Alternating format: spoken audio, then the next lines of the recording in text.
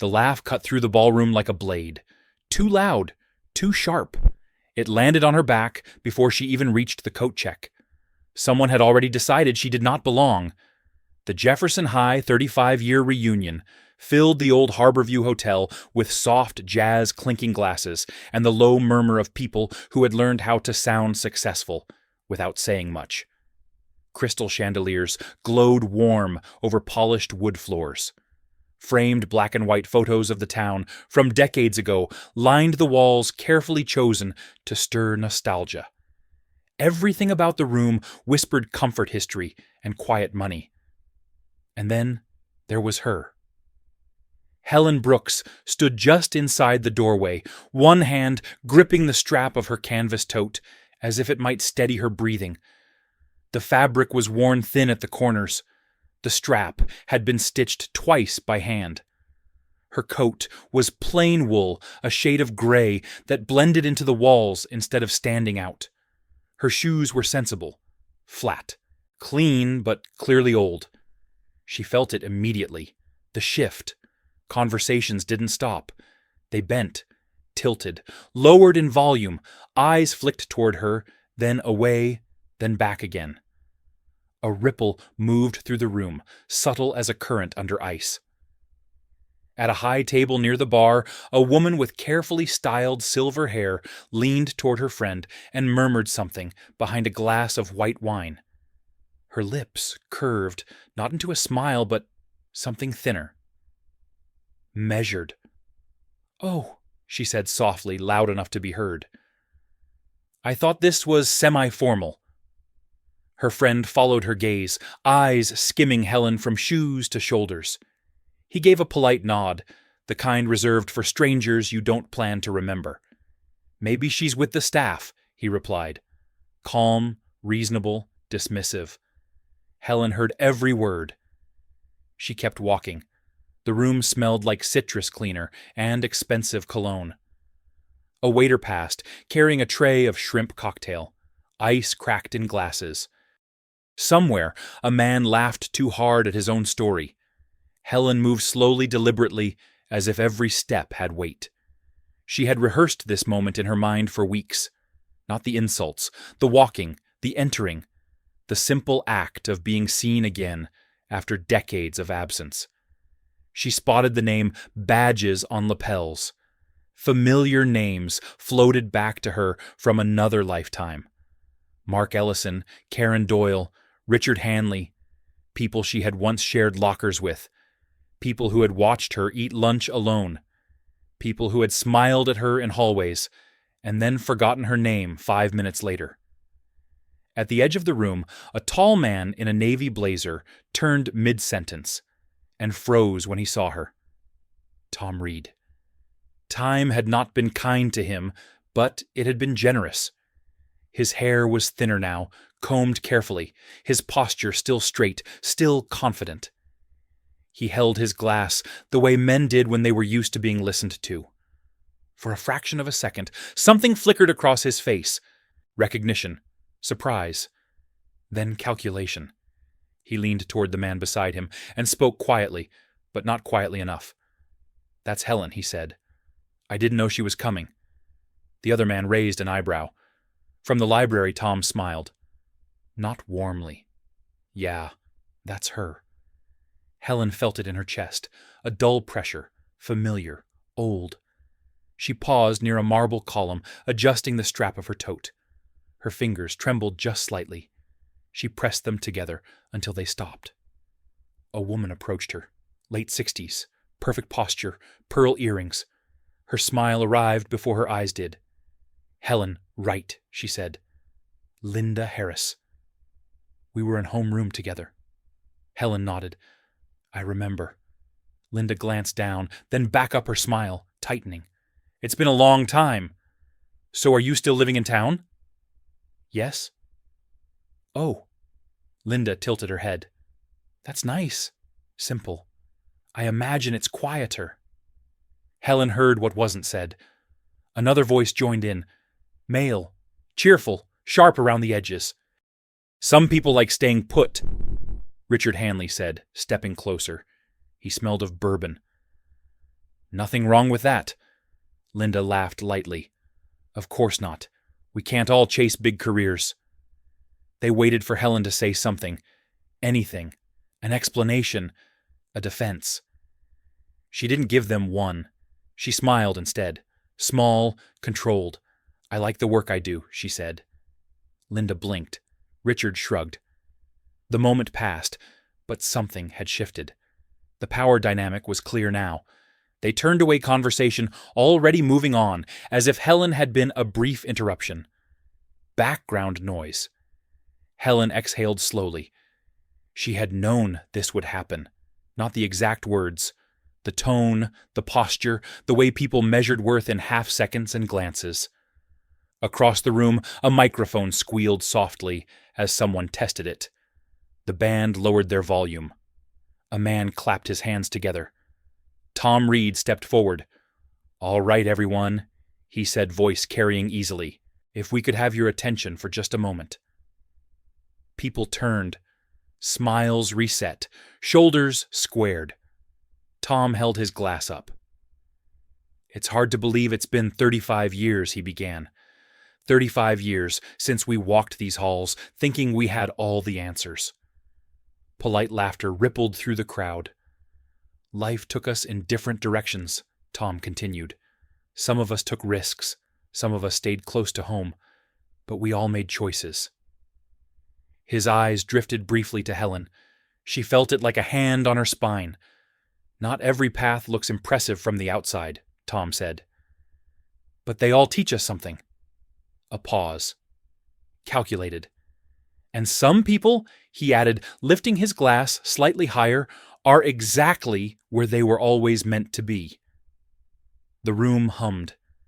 A few people nodded. Someone murmured approval. Helen didn't move. Inside her, something old and sharp stirred.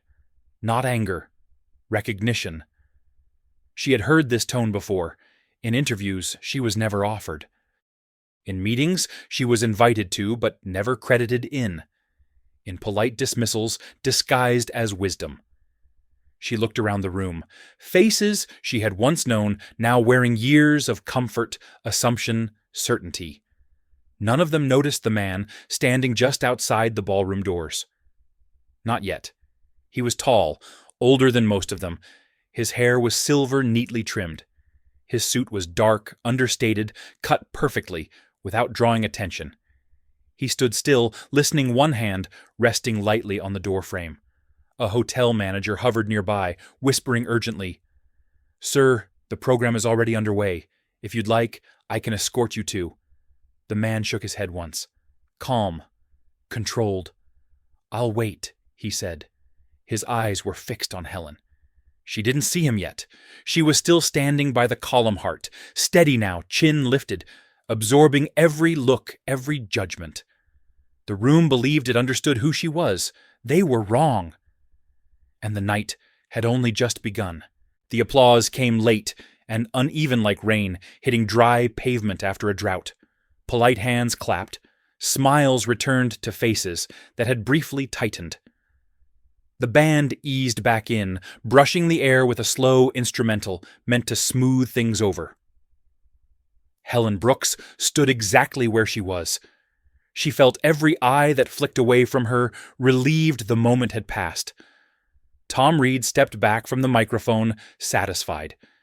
His job was done. He had framed the room. He had reminded everyone who belonged at the center and who did not. Linda Harris leaned toward him, lowering her voice. "You didn't have to do that," she said, though her mouth curved with approval. Tom lifted one shoulder. "It's a reunion. People need perspective." Across the room, Helen exhaled through her nose. Slow. Controlled. Her chest ached, not from the words, but from the memories they stirred. She remembered the guidance counselor who had suggested she choose something practical. She remembered the scholarship interview that ended with a polite letter and no explanation. She remembered the way silence had followed her everywhere, like a shadow that learned her shape. She adjusted her grip on the tote. Inside were folded papers, Old, yellowed at the edges. She had almost left them at home. Almost. A man brushed past her shoulder. "Excuse me," he said quickly, eyes already elsewhere. She caught the faint scent of aftershave and entitlement. Another woman laughed, nearby, the sound sharp, brittle. Helen wondered how many of them rehearsed their laughter the same way she had once rehearsed being invisible. At the bar, Richard Hanley raised his glass. "Drinks are on me," he announced. "Let's make this night worth remembering." Cheers followed. The bartender moved faster. Glasses clinked. The room warmed again, but the warmth never reached Helen. She turned, slightly angling herself toward the wall, giving her body the illusion of retreat while her mind stayed alert. She had learned that trick years ago. Let them think you're small. It made observation easier. Two women stood near the dessert table, their conversation drifting just far enough to be heard. "She hasn't changed," one said softly. "Always quiet." "Quiet people don't go far," the other replied. "You need ambition." Helen closed her eyes for a second. The word ambition echoed. She had ambition. It just hadn't worn the right clothes. Near the entrance, the man in the dark suit shifted his weight. He checked his watch, then looked back toward Helen. His jaw tightened. Not with anger, with restraint. The hotel manager whispered again, "Sir, I can announce you now." The man shook his head. "Not yet." Back inside, Tom Reed moved through the crowd, accepting compliments on his speech. His confidence grew with every nod, every laugh. When he reached Helen, he stopped. "Helen," he said, tone neutral. "Careful, I didn't expect to see you tonight." "I know," she replied. An awkward pause stretched between them. Tom glanced at her tote, then her shoes. He looked away quickly, as if embarrassed by his own curiosity. "You look well," he said. "You always were steady." She met his gaze. "Steady doesn't mean stuck." His smile faltered for half a beat. "Of course. I didn't mean I know what you meant," she said gently. Tom stiffened. "I was just trying to say that not everyone wants the same things." Helen nodded. "That's true." Another pause. The room hummed around them. Tom cleared his throat. "So," he said, forcing a lighter tone. "Are you retired now?" "No." "Oh." He blinked. "Still working?" "Yes." "Good for you," he said, already glancing over her shoulder. "Purpose is important at our age." At our age. The phrase landed with quiet weight. Tom stepped away, relief visible in his stride. Helen watched him go. She felt tired, not physically, soul-deep tired, the kind that came from carrying the same misunderstanding for decades. She turned toward the exit, not to leave, but to breathe. That was when she saw him. He was closer now. Standing just inside the doorway, hands relaxed at his sides. His presence shifted the air, not loud, not commanding, grounded. He wasn't looking at the room. He was looking at her. Their eyes met. For a moment the noise fell away. No music, no laughter, no clinking glass. Just that look, familiar, steady, a look that knew her weight and still held it. Her breath caught. The man inclined his head slightly, a silent question. Helen shook her head once. Not yet. He exhaled slowly, understanding. He took a step back, giving her space but did not leave. He never left when she asked him to stay close. Linda Harris noticed him then. "Who's that?" she murmured to Richard. Richard squinted. "Don't know. Looks important." Linda adjusted her posture instinctively. At the far end of the room, the band stopped abruptly. A server whispered urgently to the coordinator. The coordinator glanced toward the entrance, confusion crossing her face. Tom Reed turned, irritation flickering. "What's going on?" The coordinator approached him. "There's a gentleman asking to be acknowledged. He says he's here for Helen Brooks." The room shifted. Tom laughed lightly. For Helen, yes, the coordinator said. He insists. Murmurs spread. Curious now. Alert. Helen felt the heat rise in her chest. Not fear. Anticipation. She had not planned this moment. Not like this. She had planned to endure, not to confront. The man stepped forward before Tom could respond. His voice carried without effort. Calm. Resonant. "I apologize for the interruption," he said, "but I won't take much time." Silence fell, the kind that pressed on eardrums. He looked at Helen, then back at the room. "My name is James Brooks." The last name rippled through the crowd like a dropped glass. Helen's shoulders tightened. She hated the way her name sounded in other mouths. James continued unhurried. "I was asked to speak briefly at a board meeting across town this evening. I arrived later than expected." He paused, eyes scanning faces. "I understand this is a reunion. 35 years is a long time." Tom Reed forced a smile. "Sir, with all due respect, this is a private event." James nodded. "I'm aware." He turned toward Helen again. "Helen, may I?" She hesitated. The room leaned in. "Yes," she said. James stepped to her side. He did not touch her. He didn't need to. His presence alone changed the geometry of the room. "I've listened quietly for the past 20 minutes, James said. "I've heard reflections on success, on risk, on paths taken and not taken." He met Tom's gaze, held it. "I've also heard assumptions." A few people shifted uncomfortably. Helen Brooks, James continued, has been described tonight as simple, steady, quiet. He smiled then, but there was no humor in it.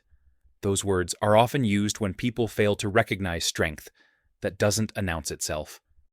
Linda swallowed. James gestured gently toward Helen's tote. "For 40 years, my wife has built programs that taught children to read in towns that investors forgot. She has advised policy without ever asking for credit. She has turned down visibility because she understood something many of us learned too late." The room held its breath. That dignity does not require an audience. A man near the bar whispered, "Did he say his wife?" Tom Reed's face drained of color. James looked around the room one last time. "You saw what you expected to see tonight," he said. "That was your choice." He turned back to Helen. His voice softened. "Are you ready?" She nodded.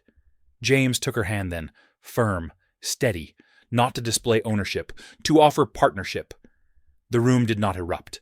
It froze, because this was not the climax they had prepared for, and they did not yet understand the consequences of what they had already revealed about themselves. The silence did not break. It thickened. It pressed against the walls, settled into the corners of the ballroom, crawled into every half-finished thought. People stopped sipping, stopped whispering. Even the band members froze hands, hovering over instruments, unsure whether they still existed in this moment. Tom Reed was the first to move. He cleared his throat, a small sound that felt too loud. "James Brooks," he said carefully. "I don't believe we've met." James did not answer immediately. He looked at Tom the way one looks at a document before signing it, scanning, assessing, already aware of its weaknesses. "I know who you are," he said. "Most people here do." Tom's jaw tightened. "This is a school reunion," he replied. "We're here to reconnect, not to be challenged." James finished for him calmly. A few heads turned. Someone near the back shifted their feet, the sole of a shoe squeaking faintly against the polished floor. Helen felt James's hand warm against hers, grounding. She stared ahead, refusing to look at the faces she had known for decades. She could feel their attention now, heavy, unavoidable. The same people who had perfected the art of not seeing her were suddenly studying every line of her face, every thread of her coat. Linda Harris broke the tension with a soft laugh that rang hollow. "Well," she said, lifting her glass slightly, "this is certainly unexpected." James turned toward her. "So was tonight," he said. Her smile faltered. Richard Hanley set his drink down. "You said programs," he said, attempting a neutral tone. "Libraries, education initiatives. Are you referring to the North Shore Literacy Fund?" James nodded once. Richard's eyebrows lifted. "I've donated to that fund." "Yes," James replied. "You have?" The word hung there. Not accusatory, definitive. Richard shifted discomfort, creeping into his posture. "I wasn't aware Helen designed the outreach model," James said. "The rural expansion. The one that doubled adult literacy enrollment in 3 counties. A murmur rippled through the crowd. Quiet, but unmistakable. Tom Reed's eyes flicked to Helen, then away. "That's admirable," he said. "But surely you understand, James, people are reacting to appearances. That's human nature." Helen felt something snap, delicate and long overdue. She stepped forward. James did not stop her. "Appearances." Helen repeated softly. Her voice carried farther than she expected. Years of being unheard had trained her to speak carefully, but not weakly. "I came tonight to remember who we were before life hardened us into roles, before we learned to measure each other by shortcuts." She turned, slowly meeting faces one by one. Linda, Richard, Tom, people who had once shared lockers, laughter, silence. "I didn't hide who I am," Helen continued. "You just decided what mattered." The room breathed again, unevenly. A woman near the windows wiped at her eyes, startled by her own reaction. A man beside her crossed his arms, tighter, defensive. James let Helen speak. He always did. At the back of the room, the hotel coordinator whispered urgently into a phone. Security staff straightened subtly, sensing a shift they couldn't yet name. Tom Reed stepped closer, his voice lowering. "Helen, no one meant to diminish you. We were just speaking generally." Helen looked at him, really looked. "You spoke precisely," she said. "You just didn't say my name." Tom opened his mouth, closed it. James inhaled slowly. "There's something else," he said. Every head snapped back to him. "For the past 15 years, James continued, Helen has chaired the advisory board for several philanthropic trusts. Quietly, without her name attached. She believed the work should speak louder than the benefactor." Linda Harris stiffened. "Why would anyone do that?" Helen answered before James could. "Because attention changes intention." Silence again. Different now. Uneasy. Reflective. Richard cleared his throat. "James, he said you mentioned boards." "Trusts." "Are you implying?" James met his eyes. "I'm stating facts." A man near the bar leaned toward his wife. "Is this the Brooks Foundation?" he whispered. "The one behind the regional hospital expansion?" She nodded slowly. "I think so." The whisper spread faster now. Names resurfaced. Grants. Endowments. Projects people had assumed came from faceless institutions. Faces paled. Tom Reed's voice rose tight. "This feels like an ambush." James did not blink. "No," he said. "An ambush would have required planning." Helen squeezed his hand once. "Gratitude, permission. This," James continued, "is consequence." A few people recoiled at the word. Linda Harris took a step back, heels clicking sharply. "So what is this?" she asked. "A lesson, a humiliation." Helen turned to her. Neither she said. "It's a mirror." Linda's lips parted, but no sound came out. The band quietly packed away their instruments. The music would not return tonight. Tom Reed swallowed. "If you have a point," he said, forcing composure, "you've made it." James studied him for a long moment. Not yet. A door near the service corridor opened. A man in a dark suit stepped in holding a tablet. He moved with purpose, eyes fixed on James. He stopped a few feet away and spoke quietly, but the stillness carried his words farther than he intended. "Sir, the board is on standby. They're asking if you'll be joining remotely or in person." A collective inhale swept the room. James took the tablet, glanced at the screen, then handed it back. "In person," he said. "Give me 10 minutes." "Yes, sir." The man exited. The door closed softly. No one spoke. Tom Reed looked as if the floor had tilted. "Board," he repeated. What board? James turned fully toward the room now. His posture, straightened presence, sharpening, no longer merely supportive, but authoritative. "The board overseeing the pending acquisition of Mid-Atlantic Tech Systems," he said, "and several related partnerships."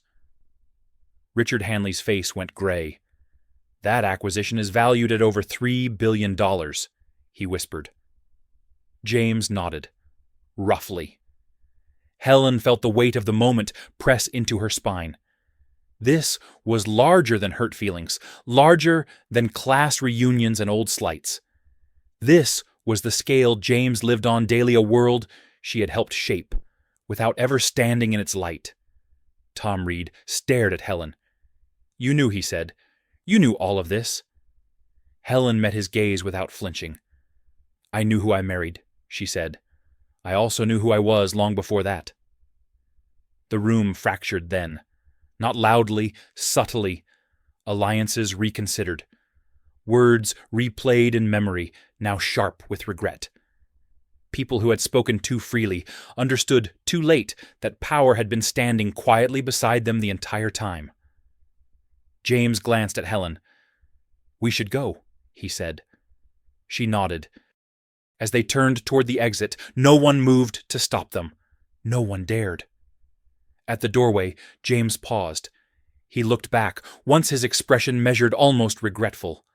"One more thing," he said. "Helen didn't come tonight to reveal anything. She came to belong." His gaze hardened slightly. "If that made you uncomfortable, ask yourself why." They walked out together, the sound of their footsteps echoing down the hallway. Behind them, the Jefferson High reunion sat frozen in the aftermath of its own assumptions, the truth settling in slowly, heavily like dust that could no longer be brushed away. The hallway outside the ballroom felt narrower than it had minutes before, as if the building itself were adjusting to what had just passed through it. Helen's footsteps echoed softly on the carpet, each one measured, controlled her spine, straight, despite the tremor still moving through her chest. James walked beside her, silent his presence, steady, but alert. He did not rush. He never rushed after moments like this. Power, he had learned, did not need speed. Behind them, the ballroom doors remained closed. No applause followed, no angry voices. Only the heavy pause of people left alone with their own thoughts. Helen reached the corner where the hallway widened near the elevators and stopped. She let go of James's hand. Not because she wanted distance, but because she needed air. "I didn't plan to speak," she said quietly. James nodded. "I know." Her breath came out slower than it went in. "I told myself I would stand there, smile, leave early. I thought if I kept it small, it wouldn't hurt." He turned to face her fully now. It always hurts when truth is asked to stay small. She looked down at her hands. They were steady now. That surprised her. When Tom looked at me, she said it wasn't anger. It was certainty. He was certain he understood my life. James's jaw tightened. Certainty is the most dangerous thing people bring into rooms like that. A door down the hall opened. A staff member glanced at them, hesitated, then pretended to check a clipboard before retreating. Word was already moving faster than footsteps. Helen leaned back against the wall. The fabric of her coat brushed cool paint. "They didn't see the nights," she said. "The grant applications written at the kitchen table. The meetings where my name wasn't on the agenda, but my work was on every slide." James smiled faintly. They weren't meant to. She looked up at him then. But sometimes, she admitted, I wanted them to. He did not interrupt. I wanted someone to say it mattered, Helen continued. Not the money, the choice. James reached for her hand again, gentler this time. It did matter. It does. And it still will after tonight. Footsteps approached, measured, professional. The man from earlier reappeared at the end of the hall, tablet in hand. He slowed when he saw Helen, adjusting his tone instinctively. Sir, he said to James, the board has been informed of a brief delay. They've also flagged an item requiring immediate clarification. James nodded. Which one? The partnership with Hanley Ventures, the man replied. There are concerns about alignment. James glanced back toward the ballroom doors. His expression did not change, but something behind his eyes hardened. Understood, he said. We'll address it in person. The man hesitated, then added, Several attendees from the reunion have already reached out. Quietly. James allowed himself a small exhale. Of course they have. The man nodded once and stepped back, leaving them alone again. Helen straightened. You don't have to do anything, she said. James raised an eyebrow slightly. I mean it, she continued. What happens next shouldn't be about what they said, or who they were to me. James studied her, then smiled. Not the controlled smile he used in boardrooms. The private one. Helen, he said, what happens next was already in motion long before tonight. She held his gaze. Then, let me choose how it moves. He considered this. Truly considered it. Then he nodded. All right. The elevator doors opened with a soft chime. They stepped inside. As the doors closed, Helen caught a final glimpse of the hallway, the space between who she had been when she arrived and who she was now. The ride down was silent. When the doors opened into the lobby, the atmosphere shifted again. This space was brighter, more public. Conversation stopped abruptly. A couple near the fireplace pretended not to stare. A bellhop froze mid-step. James and Helen walked together toward the exit. Not hurried, not hidden. Outside, night air rushed in crisp and sharp. The city lights reflected off the hotel's glass facade, stretching their distorted reflections across the sidewalk. A car waited at the curb, engine idling low. As James opened the door for her, Helen paused. She looked back through the glass. The ballroom was out of sight now, but she could feel it, like a closed chapter that still hummed with unresolved energy. I don't regret going, she said. James nodded. Neither do I. The car door closed.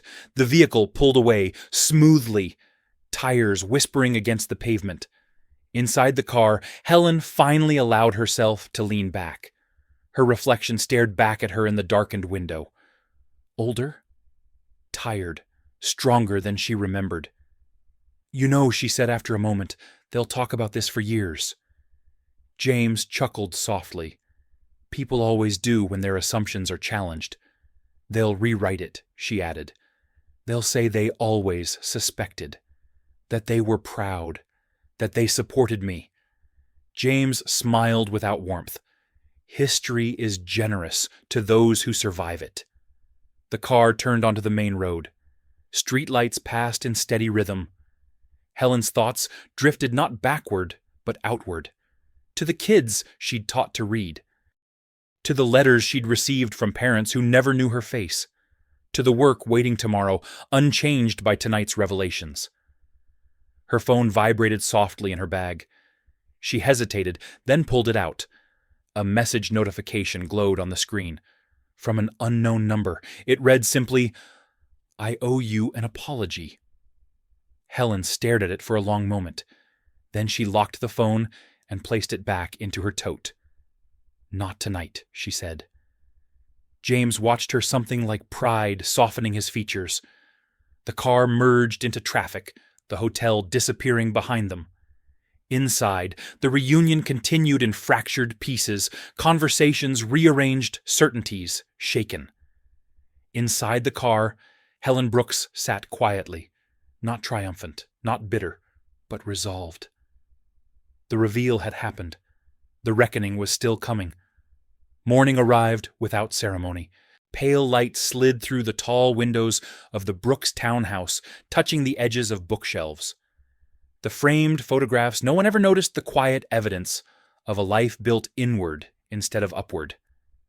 Helen woke before the alarm. She always did after nights like that.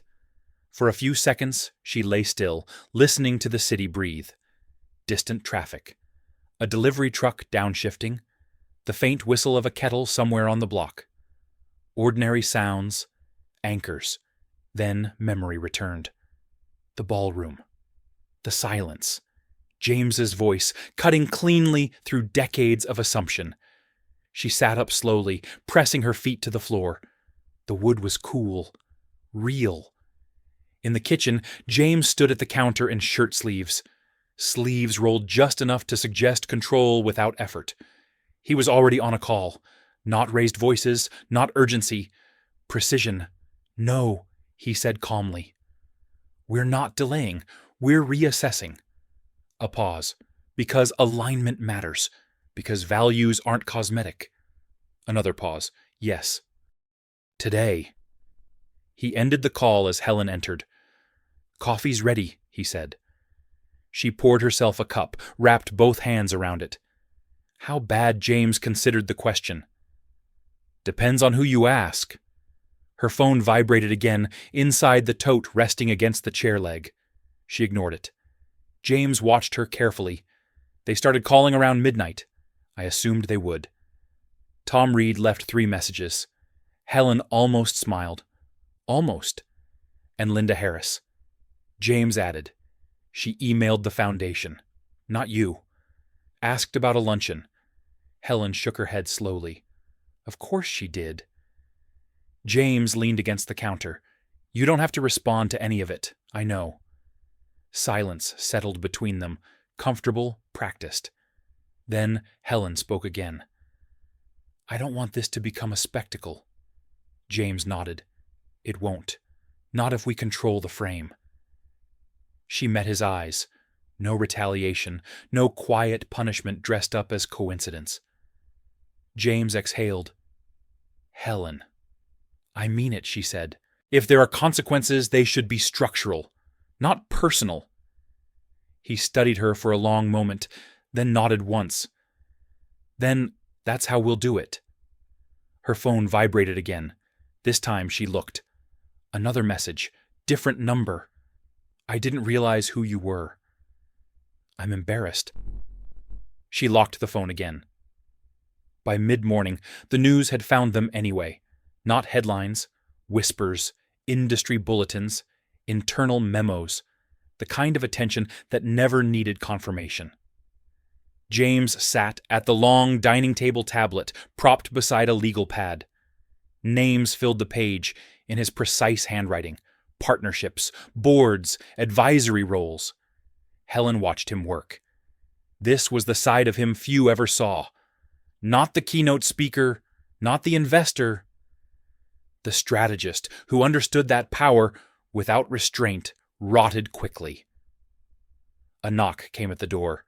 James didn't look up. That'll be Martin. The door opened.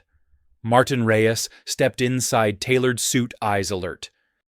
He paused when he saw Helen nodding respectfully. Mrs. Brooks, he said. Helen, she corrected gently. Martin smiled faintly. Of course. He turned to James. Hanley Ventures has requested clarification regarding the pause. James didn't hesitate. They won't get it until the review concludes. Martin nodded. Reed Capital has withdrawn from the exploratory phase. Helen looked up. Withdrawn. Quietly, Martin said. They cited strategic misalignment. James's pen moved across the paper. That's their choice. Martin hesitated. There's something else. James looked up. Say it. Several donors affiliated with the literacy programs have reached out. They're concerned. Helen felt the weight of that word. Concerned about what she asked. Martin chose his words carefully. About visibility. About optics. About whether the foundation is becoming political. Helen stood. Teaching people to read was political long before my name was attached to it. Martin nodded, almost imperceptibly. I agree. James closed the notebook. Schedule a briefing. Full transparency. No spin. Martin paused. That may cost us support. James's voice was steady. Then it wasn't support. Martin exhaled. Understood. After he left, Helen sat again, slower this time. This is what I was afraid of, she said quietly. James reached across the table, resting his hand over hers. And this is why you mattered from the beginning. Her phone vibrated again. She didn't look. By afternoon, the house felt smaller, not claustrophobic, pressurized. Helen moved through it methodically, sorting mail, watering plants, grounding herself in small actions. She stopped at the bookshelf in the living room, pulling out a slim binder. Inside were notes written in her careful hand. Program outlines, metrics, hand-drawn flowcharts that had once convinced skeptical boards without ever revealing their author. She flipped through them. Familiar. Comforting. Another knock at the door. This time, Helen answered. Tom Reed stood on the stoop. He looked smaller in daylight, less certain. His suit was immaculate, but his shoulders were tight. Helen, he said, may I come in? She considered him. The boy who had once borrowed her notes and never returned them. The man who had spoken in metaphors to avoid accountability. Yes, she said, briefly. They sat across from each other in the living room. The distance between them felt intentional. I owe you an apology, Tom began. She waited. I didn't know he continued. About any of it. Helen tilted her head. Which part? He flinched. About your work, your life. No, she said. You didn't ask. Tom swallowed. I was wrong to assume. Yes.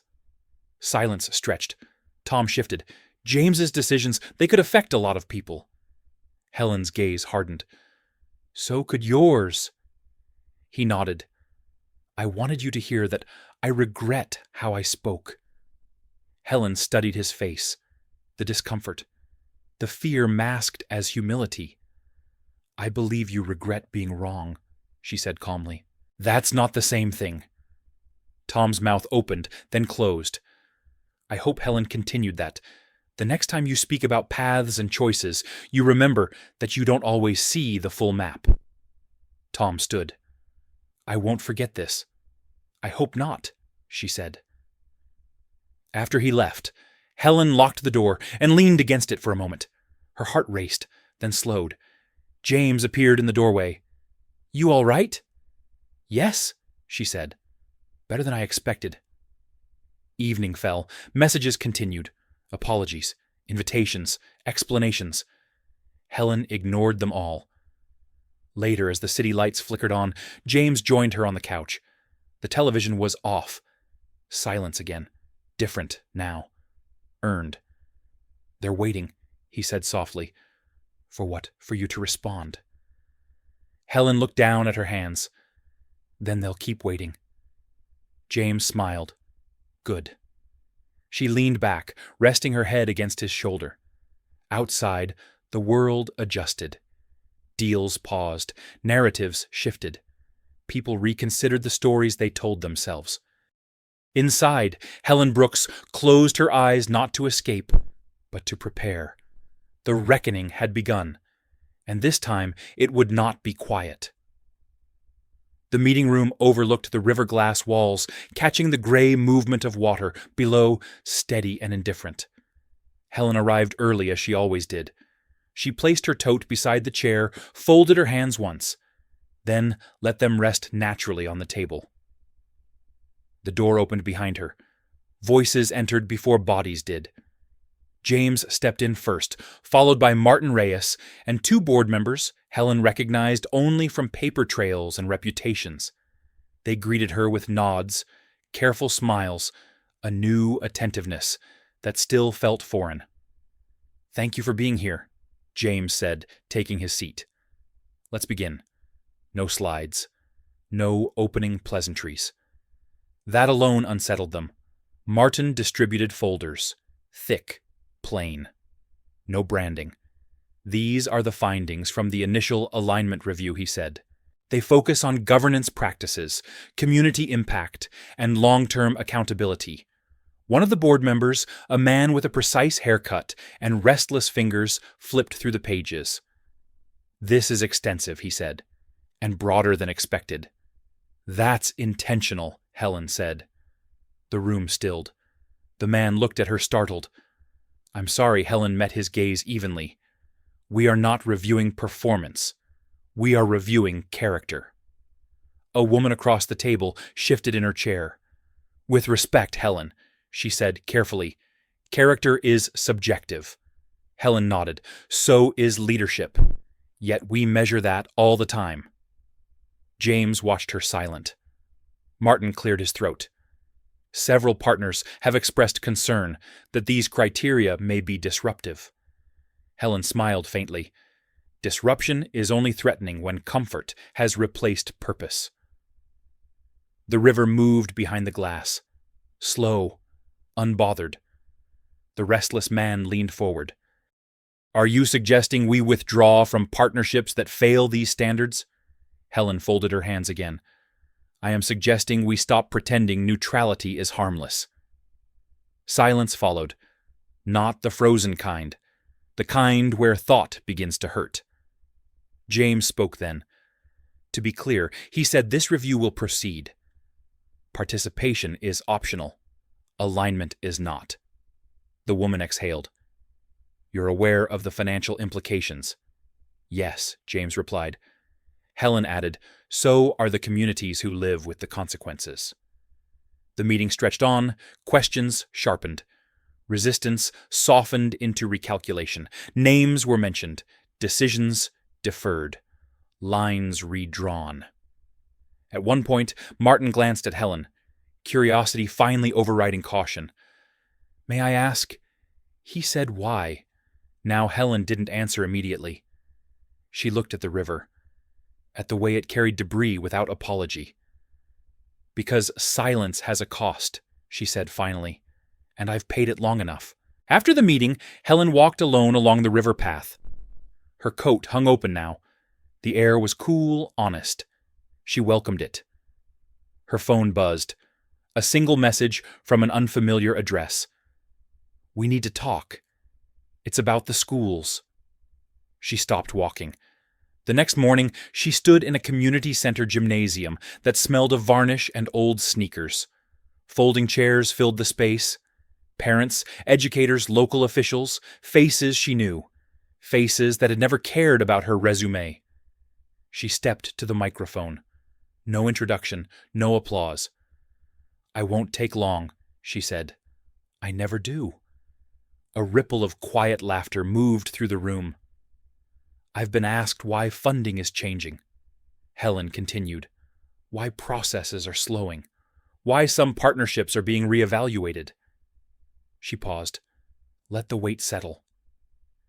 "The answer is simple," she said. "Because growth without accountability is not progress." A man in the front row crossed his arms. A woman beside him nodded.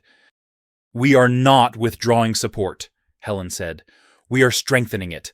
But that requires honesty from us, from partners, from anyone who benefits from work they did not build." She spoke of transparency, of community oversight, of shared responsibility. Her voice never rose. It didn't need to. When she finished, no one clapped. Instead, people stood, slowly, one by one, not applause, agreement. Later that afternoon, Helen sat at her kitchen table, sorting mail. Among the envelopes was one handwritten note. She opened it. "I was wrong. Not because of who you are married to, because of how I treated who you were." I'm sorry, no signature. She folded the note and placed it in the binder. That evening, James joined her on the back porch. The city hummed at a distance. Somewhere, a siren wailed, then faded. They're adjusting, he said. Helen nodded. They always do. Eventually. James studied her. You changed the trajectory. She shook her head. No, I stopped pretending it wasn't already moving. He smiled. The next day, the announcement went out. Not dramatic, not personal. A restructuring. A commitment to ethical alignment. Language careful enough to sound inevitable. Markets reacted. Slowly. Analysts debated. Some praised. Others criticized. Helen turned off the radio. In the afternoon, Linda Harris appeared at the community center. No makeup, no jewelry. She stood awkwardly near the entrance until Helen noticed her. I wanted to volunteer, Linda, said voice thin. If that's appropriate. Helen considered her, not as a former classmate, as a person. We'll start you with training, she said. Everyone does. Linda nodded, relief and shame mingling on her face. That night, Helen sat alone in the living room binder open on her lap. She traced the lines of her own handwriting, evidence of years spent unseen. James entered quietly, placing a blanket over her shoulders. They'll tell stories about this, he said. They already are. They'll say it was about money, about power. Helen closed the binder. They can say what they want. James waited. What matters, she continued, is that the next woman who walks into a room like that doesn't have to stand alone first. Outside, the city shifted. Inside, Helen Brooks sat steady, not because she had finally been recognized, but because recognition no longer decided her worth. The reveal had passed.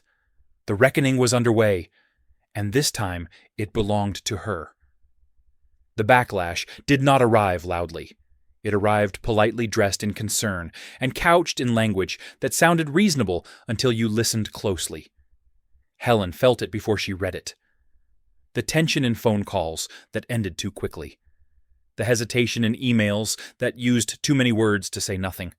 The way doors still opened, but more slowly.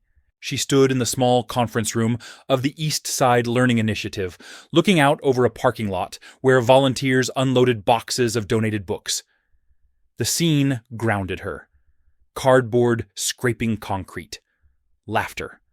A child's voice counting aloud, mispronouncing half the numbers, but smiling anyway. Inside the board sat waiting. Not James's board. This one was different, local, regional. People who prided themselves on being pragmatic, balanced, neutral. A man with wire-rimmed glasses cleared his throat. Helen, he began, we've received inquiries. She nodded. I expected that. They're asking whether the Foundation's new alignment standards might limit funding opportunities. Helen turned from the window and took her seat. They're asking whether we will continue to accept money without asking where it comes from. The man shifted. That's one way to put it. It's the accurate way, she replied. A woman across the table folded her hands tightly. We're worried about sustainability. Helen met her eyes. So am I. The woman hesitated. This community has needs, immediate needs. Yes, Helen said, and long-term ones. Silence followed, the kind that signaled a choice approaching. A younger board member spoke up, voice steady but nervous. I think what Helen is saying is that urgency doesn't excuse carelessness. The man with the glasses sighed. That's idealistic. Helen leaned forward slightly. No, it's disciplined. She let the word sit there. After the meeting, Helen walked the halls slowly. The building smelled of old paint and paper. Familiar, honest. She stopped outside a classroom where a volunteer helped a woman sound out a sentence letter by letter. Progress measured in inches, but real. Her phone buzzed. She read the message once, then again. We need to discuss reputational exposure. Call me. No greeting, no name. She didn't reply. That evening, a different call came through. "This one," she answered. Helen Martin Reyes said, his voice lower than usual. "We have a situation." She closed her eyes briefly. "Go on. A coalition of donors is threatening to withdraw support unless we publicly clarify that recent actions were James's decision, not yours." Helen felt the familiar pressure return tight and insistent. "They want a scapegoat." "Yes. And you?" Martin paused. "I want to know what you want." She stood, pacing the length of the room. "Set a meeting," she said. "Tomorrow. With them, with anyone who believes clarification is necessary." There was a beat. Then, understood. The room. The next morning was larger than she expected. Neutral tones, long table, bottled water lined up with military precision. Men and women in tailored clothes sat arranged by influence rather than title. James stood at the back, hands clasped behind him. He had offered to speak first. Helen had declined. She took her seat at the head of the table. No notes, no binder, just presence. A man with a silver tie spoke first. "Helen, thank you for agreeing to meet." She nodded. "You asked?" He smiled thinly. "We're concerned that recent decisions may be driven by personal feelings rather than institutional strategy." Helen held his gaze. "Which decisions? The alignment review, the restructuring, the messaging? Which part feels personal to you?" He blinked. "That's not what I meant. It's what you said." Another voice joined in. Female. Smooth. "We support ethical standards," she said. "But timing matters. Optics matter." Helen leaned back slightly. "Optics matter most to people who benefit from the current view." A murmur rippled. The man with the silver tie exhaled. "You're putting partnerships at risk." Helen nodded. "Some partnerships deserve risk." James shifted at the back of the room. He said nothing. A younger man, quiet until now, spoke up. With respect, he said, "We all admire your work. But tying these changes so visibly to your voice creates perception issues."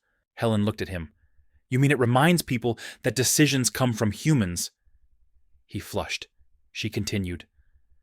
"For years, decisions were made quietly, without scrutiny, because they were framed as neutral. They weren't. They were just unchallenged." Silence. The woman, with smooth voice, spoke again. "What are you asking of us?" Helen folded her hands. "Nothing." They exchanged glances. "I'm informing you," she said, "that this direction will continue, with or without your comfort."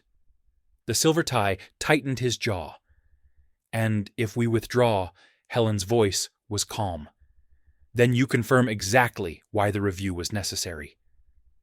James stepped forward then. "Just one step. Enough." "That concludes the meeting," he said.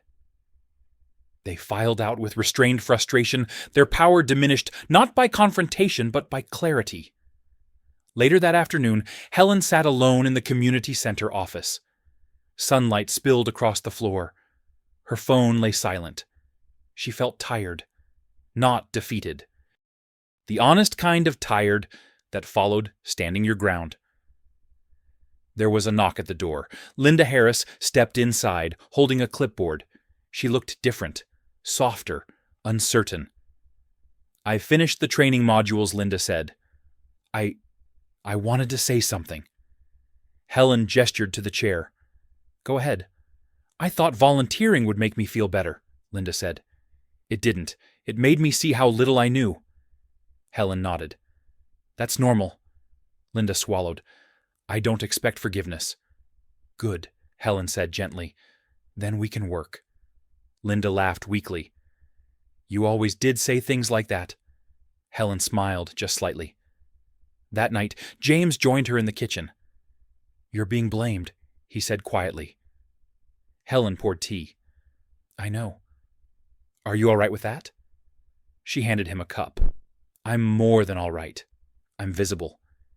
He studied her, then smiled. They underestimated you. They always do, she said, until they can't. Outside, the city lights flickered. Somewhere, negotiations stalled. Somewhere else, a school library stayed open an extra hour. Helen Brooks stood at the center of it all, not as a symbol, not as a warning, but as a fact. And facts, once acknowledged, were very hard to erase. The letter arrived on a Thursday, slipped between utility bills and a grocery flyer, its envelope heavier than it needed to be. Cream paper, no logo, handwritten address. Helen felt the weight before she opened it. She read it once. Then again. A formal request for mediation, signed by a coalition that had learned too late the difference between leverage and legitimacy. They wanted dialogue. They wanted assurances. They wanted her to soften the edges they could no longer pretend were decorative. Helen set the letter on the table and poured herself water. The glass clinked softly. Her hands were steady. James came in from the study. "You're quiet." She handed him the letter. He read it, expression unreadable. "They're reorganizing," he said. "This is what it looks like." Helen nodded. "This is what it costs." She picked up her tote, the familiar canvas, worn smooth by years of travel. Inside were notebooks, a pen-folded agendas, tools, nothing ceremonial. She had learned long ago that gravity came from preparation, not display. The mediation was held in a neutral building downtown, all glass and brushed steel. The room smelled faintly of coffee and recycled air. A long table separated the sides, but Helen chose a seat at the corner not head-on. She wanted angles, not dominance. They arrived in clusters, familiar faces, new consultants, legal counsel who smiled too often. The mediator introduced herself and outlined the process with practiced calm. Helen listened. Then she spoke. "I want to be clear," she said. "I didn't ask for this meeting.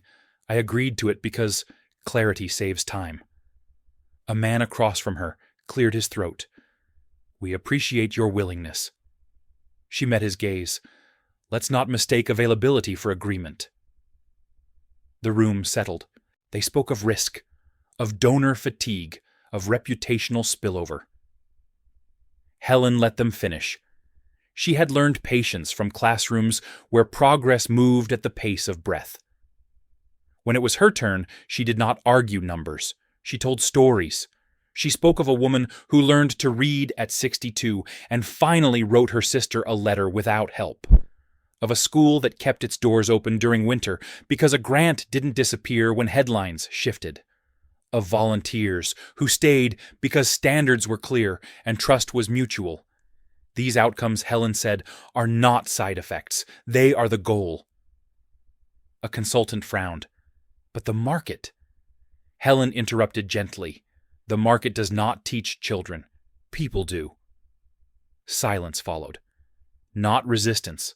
Consideration. James watched from the back arms, folded eyes alert. He did not intervene. He had promised he wouldn't. The mediator leaned forward. "It seems," she said carefully, "that the issue is not policy, but authority." Helen nodded.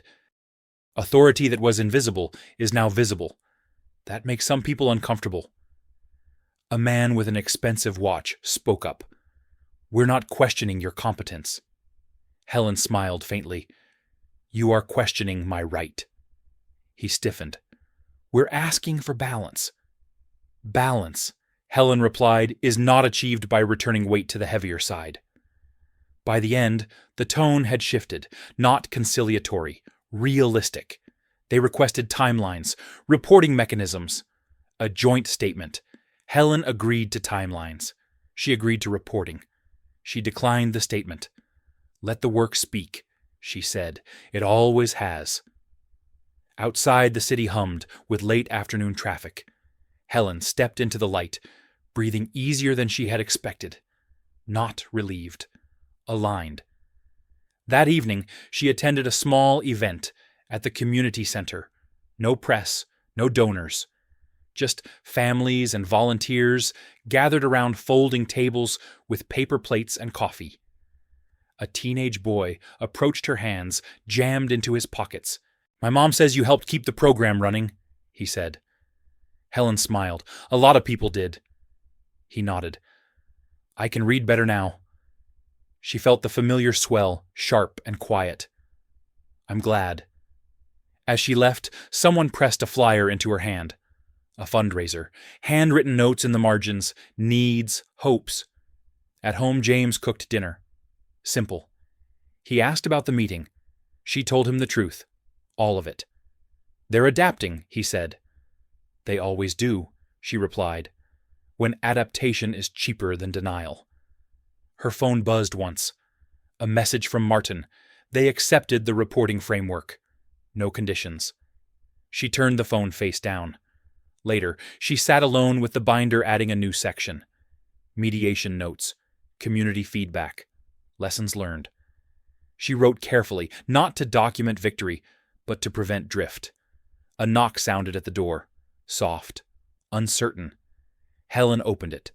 Tom Reed stood there again, older now than he had been days before. He held no folder, no agenda, just himself. "I don't expect you to let me in," he said. Helen stepped aside. They sat at opposite ends of the couch. The room felt different than it had the first time. Less charged. More honest. "I've been asked to step down," Tom said quietly. "From 2 boards." Helen waited. "They said it was about optics," he continued.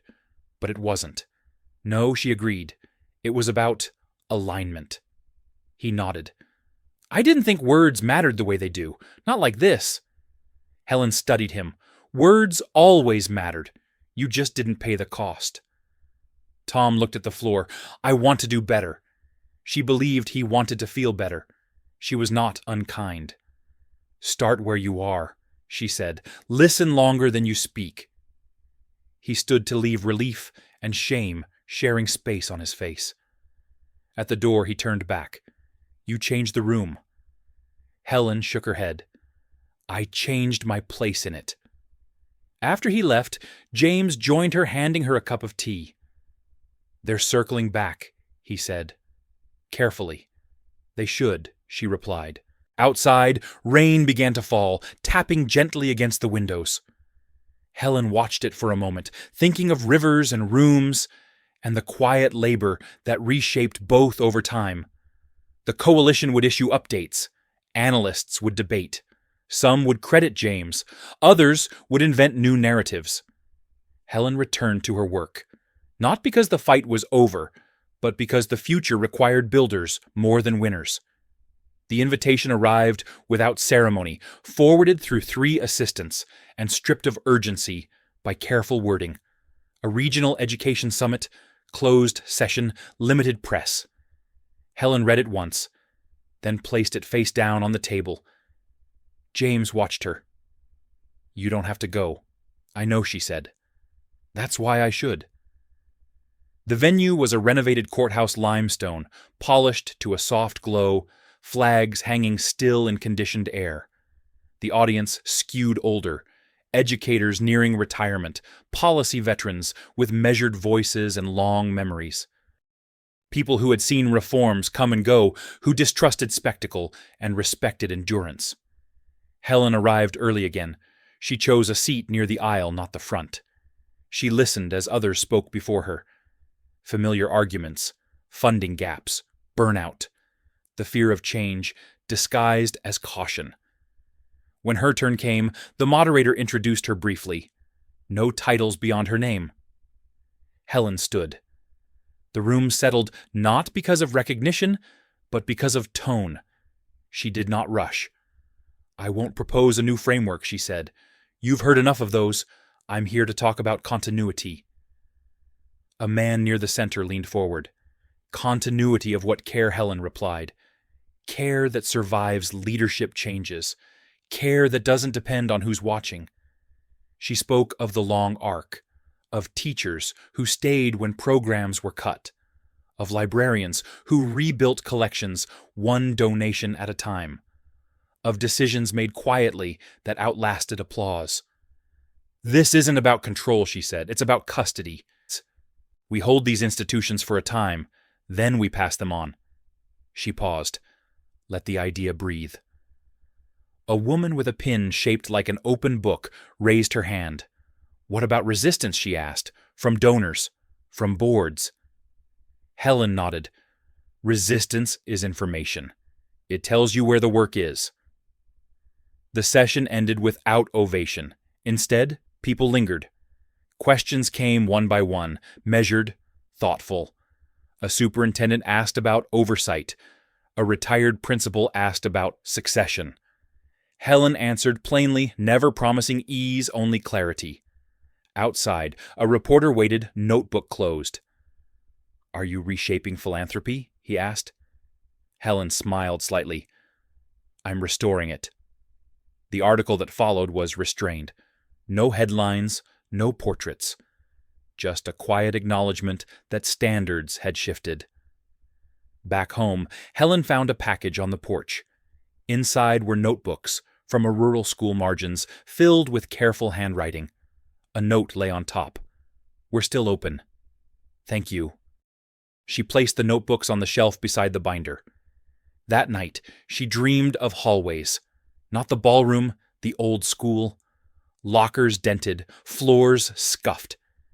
She walked them calmly, unafraid. When she woke, the feeling stayed. The next weeks moved quickly. Policies adopted, partnerships dissolved and reformed. A few loud critics, many silent adjustments. Helen did not track them all. She focused on implementation. One afternoon, Linda Harris knocked on her office door. Hair pulled back, sleeves rolled. "I'm ready for the next phase," she said. Helen handed her a folder. "Good. Start here." Linda hesitated. "You don't hold grudges." Helen met her eyes. "I hold standards." James watched from the doorway, pride tempered by caution. "You're becoming a reference point," he said later. "People are asking how to do it your way." Helen shook her head. "They're asking how to do it without hiding." At the end of the month, the coalition released its report. Transparent, uneven, honest. Markets reacted mildly. Communities responded strongly. A letter arrived from the Jefferson High Alumni Association. An apology. An invitation to revisit. Helen smiled and declined. Some rooms did not need revisiting to be resolved. Instead, she visited a small library opening. No ribbon, no speech. She shelved books alongside volunteers, laughing when one toppled. A child tugged her sleeve. "Are you in charge?" Helen knelt. "I'm responsible." The child considered this. Okay. As dusk settled, Helen stood outside the library, watching lights come on inside. She felt the weight of the past loosen, not because it had been redeemed, but because it no longer directed her. James joined her hands in pockets. "They're calling you formidable," he said. She smiled. "They mean inconvenient." He laughed softly. The work continued, quiet, relentless. Not a victory lap. A steady walk forward. Helen Brooks did not need the room to change anymore. She had changed her relationship to it. And that she knew was the kind of power that lasted. The room was quiet, in the way only finished work could be. Not empty. Complete. Helen sat alone in the small reading room of the East Side Learning Initiative, late afternoon light, cutting across the tables in long, patient lines. Children's drawings lined the far wall. Crooked houses, bright suns, names written with pride where names had once been avoided. The building hummed, softly alive but unhurried. She closed the binder for the last time, not because there was nothing left to do, because this chapter no longer needed guarding. Footsteps approached. Familiar. James stopped at the doorway, watching her without interrupting. He had learned when silence mattered. "They confirmed it this morning," he said finally. "The standards are now permanent, embedded, not tied to either of us." Helen nodded. She, Toggle, not relieved. satisfied. That was the point, she said. If it depended on me, it would always be fragile. James crossed the room and sat across from her. You changed more than policies. She smiled faintly. I changed permission. Outside, a bus pulled up.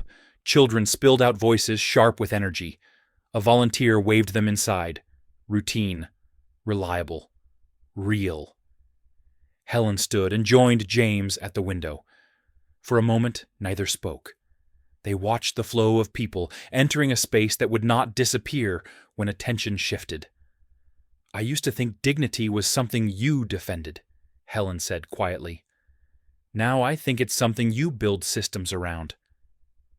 James studied her profile. You've always known that. I just didn't always believe it would be enough. A knock sounded at the door. Martin Reyes stepped in tie-loosened expression, lighter than it had been in weeks. The last review closed this afternoon, he said. No appeals. Helen exhaled slowly, not in relief, in recognition. Good, she said. Then we can get back to work. Martin hesitated. There's something else. Helen turned. Go on. We've received requests from other regions. They want to replicate the model. James raised an eyebrow. That was fast. They've been watching longer than we thought, Martin said. Helen considered this. Replication is fine, she said. Imitation without understanding is not. Martin smiled. I'll make that clear. After he left, Helen returned to the table and gathered her tote. The canvas was more worn now, edges softened by use. It had carried plans, letters, rejection notices, apologies, and quiet victories. It had never needed replacing. As they stepped outside, the air had cooled. Evening settled gently over the neighborhood. Lights flickered on inside homes. Someone watered plants on a stoop. Ordinary life moved forward, untouched by press cycles or power shifts. James held the car door, then paused. Do you ever think about the reunion, he asked. Helen considered the question, then shook her head. It did what it needed to do. And you? I stopped waiting for rooms to understand me. They drove in silence for a while. Not the charged silence of before, the settled kind. The kind that comes after something has been carried to completion. At home, Helen placed the binder on the shelf beside the notebooks from the rural school. She straightened them, aligning the spines. History, side by side. No hierarchy. Later that night, she sat at the desk by the window, writing a short note by hand. No letterhead, no title. The programs will continue. The standards will hold. If you want to help, come ready to listen. She signed only her name. Outside, the city breathed. Somewhere, a donor reconsidered a condition. Somewhere else, a teacher stayed late, knowing the lights would still be on tomorrow. Helen closed the notebook and leaned back, eyes resting on the dark glass of the window. Her reflection looked familiar now. Not smaller, not larger, clear. This was not a story about revenge, or revelation, or even recognition. It was about what happened when someone refused to accept the terms of their own dismissal.